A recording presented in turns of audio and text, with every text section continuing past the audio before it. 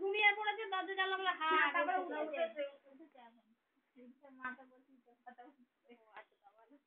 মা বলছি দেখি আসি নাকি এই বল না গিয়ে বলতো দিদাকে বলতে ভাই থাকলো ছিলাই তুই ব্যাস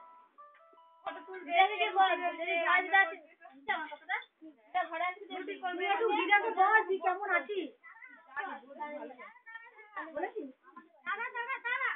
এই কেন যাবে তুই পরে গান শোন ভালো থাকবি সবাই একটা বসো মাসি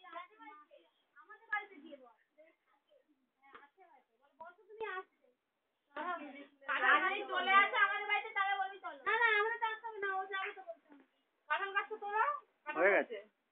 কোথায় কাটা আরে এরা হয়েছে ভালো তাই আমি